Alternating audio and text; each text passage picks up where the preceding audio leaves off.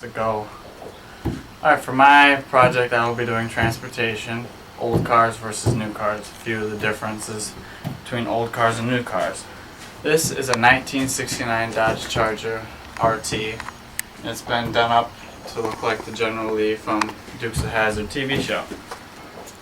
A few of the main differences between old cars and new cars: this is metal.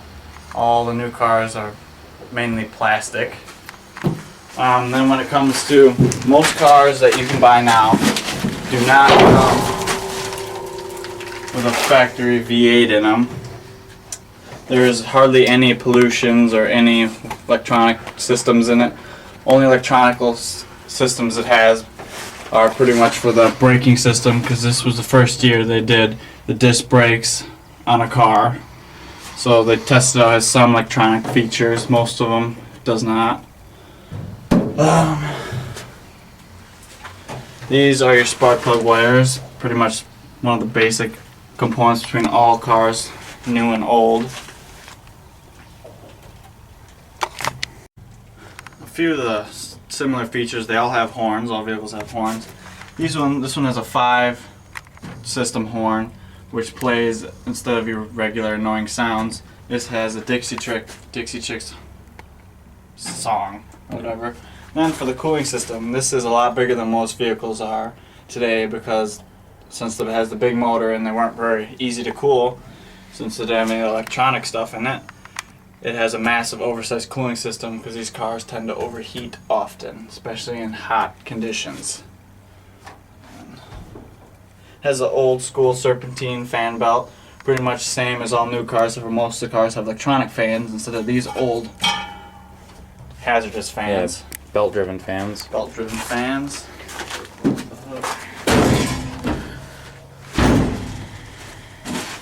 Alright, for safety features, pretty much none, but there is a few. Open the door over there. A few safety features. Now, these did come with seat belts in them, but they were not required. You didn't have to wear them. So you have your seat belts, pretty much your only safety precaution besides the factory roll bars that most of these old cars have, because your visibility in these are pretty crappy. Gauges. It has all the gauges like most normal cars would have, your fuel, your battery, and all that stuff. It has your old school radio system in it, and this one is an automatic. And it has such a big steering wheel because there's no power steering or power brakes or any of that stuff in it. Okay.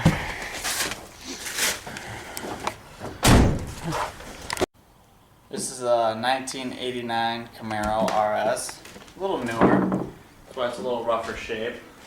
Not made as well, but this is still metal, cheaper metal. This is a fancier model, has the T-tops and the positive rear end. This one needs to be restored. It still has the V8 in it. This is a 350 Chevy V8 in it. It's a little more compact, has all the extra additional wiring and all the ignition stuff, and has the fan instead of the old school metal one, and there's a lot more of that electronic newer stuff on it. Still carbureted, but a little newer, it's in a little worse shape. I'm talking about the pulleys. Has AC on it. Pulleys move pretty good, and everything's not all seized up on it. So this is a little smaller.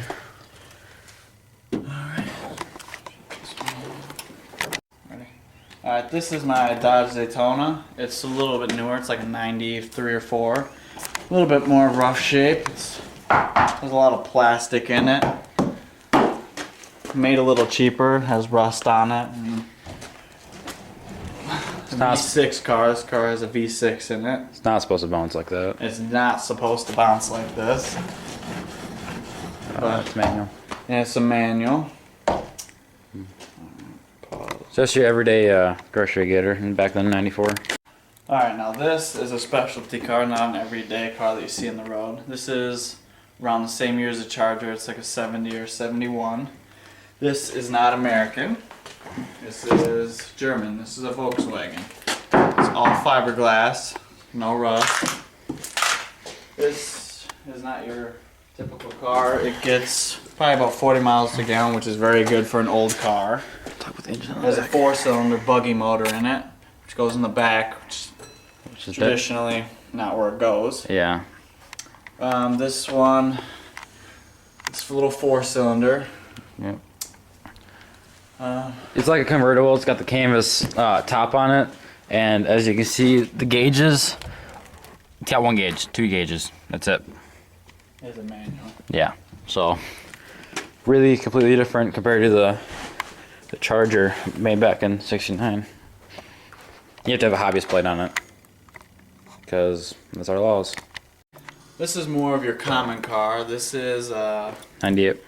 94, I believe, 94, 95 Dodge Neon. Little 4-cylinder, very small motor. You can see how compact it is. All electronic fans, everything's in electronic. If you want to change any of the fluids, you pretty much got to take the front bumper off. Complete plastic cover compared to, as you saw on the Camaro, giant breather. I think it's plastic. Master cylinder looks 100% different too, as you can saw on the Charger and the Camaro. This is just your common everyday car. Gets about 40 miles per gallon. Nothing too fancy. Just one other type of transportation we've had.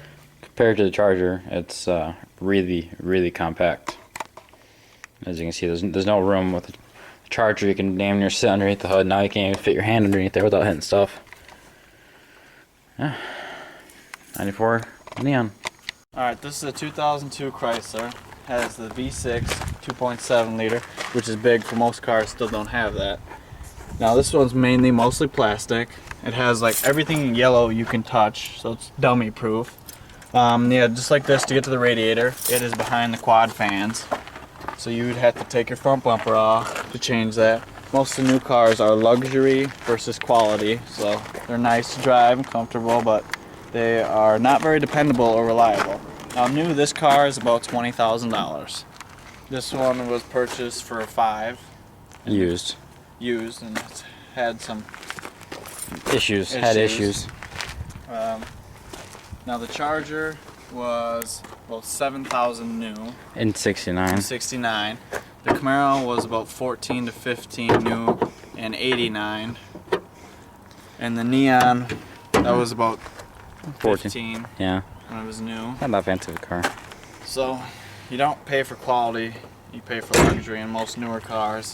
This one it's metal, it has plastic bumpers and stuff, but it's a little cheaper and not as, it has better safety features, airbags all inside and all that good stuff.